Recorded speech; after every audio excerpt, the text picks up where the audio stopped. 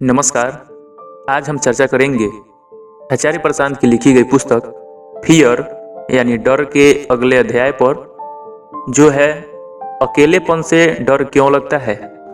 इस अध्याय के माध्यम से आचार्य प्रशांत अकेलेपन और अकेलेपन के डर को परिभाषित करते हैं।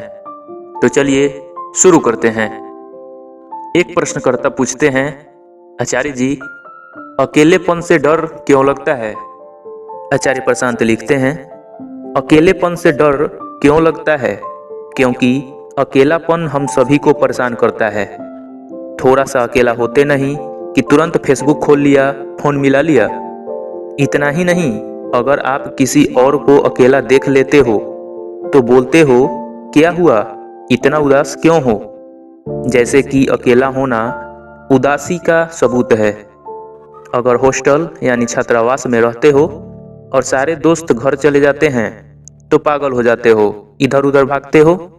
वे आगे बताते हैं, अकेलेपन से डर हमें इसलिए लगता है क्योंकि हमें जो कुछ भी मिला हुआ है वो दूसरों से ही मिला हुआ है, और दूसरों से जो मिला है उसके अलावा हमने अपने आप को कभी जाना ही नहीं।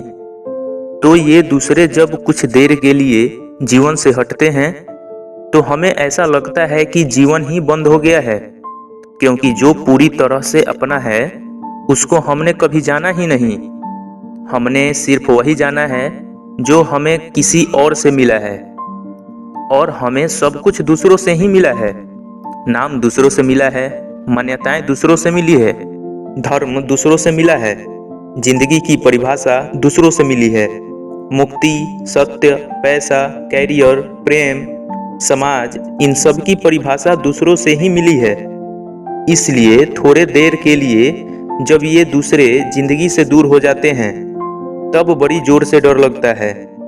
लगना तो स्वाभाविक है, क्योंकि अगर ये जिंदगी दूसरों का ही नाम है तो जब दूसरे हटते हैं तो ऐसा लगता है कि जिंदगी ही दूर हट गई है। आचार्य जी कहते हैं, अकेलेपन से बस उसको ही डर नहीं लगेगा जिसने खुद को जाना है, जो कहता है दूसरों के अलावा भी मेरा कुछ है जो किसी ने मुझे नहीं दिया और कोई मुझसे छीन नहीं सकता। वही नहीं डरेगा अकेलेपन से। फिर उसके लिए अकेलापन बन जाएगा कैवल्य। और इन दोनों शब्दों में बहुत अंतर है, जमीन आसमान का।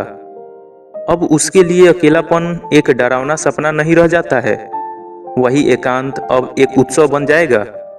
पर हम में से बहुत लोगों को अपने साथ समय बिताना ही पसंद नहीं होता।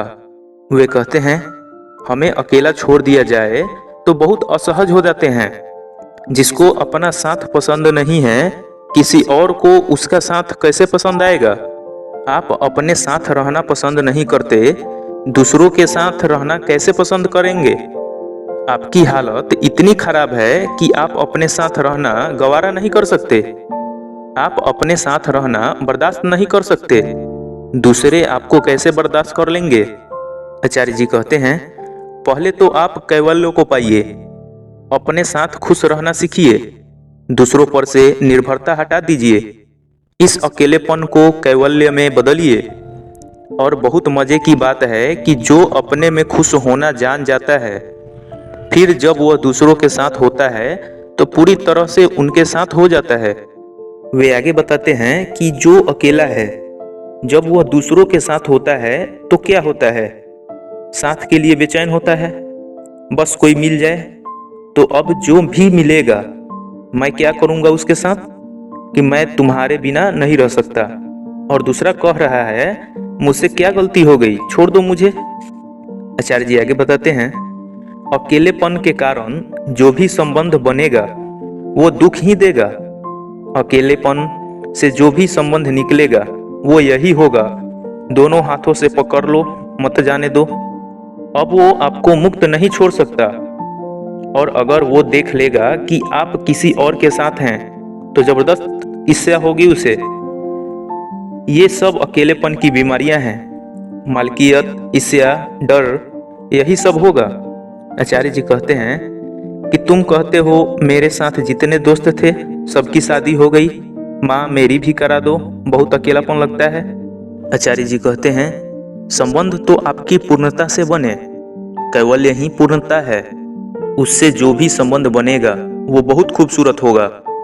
तब आप एक दूसरे के साथ इसलिए हैं क्योंकि आप आनंद में हैं, इसलिए नहीं हैं कि आप जरूरतमंद हैं, मानसिक या शारीरिक जरूरत। और इन दोनों में से कोई ना कोई जरूरत जरूर है।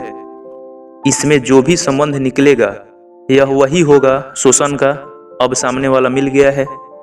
आचार्य जी कहते हैं, एक सुंदर संबंध वो होता है जिसमें अकेलेपन में भी हम खुश थे, अकेलेपन में तुम भी खुश थे, और जब साथ में हैं तो यही खुशी बांट रहे हैं। साथ इसलिए नहीं है कि अकेले होने में दुख है, साथ इसलिए हैं क्योंकि खुश हैं।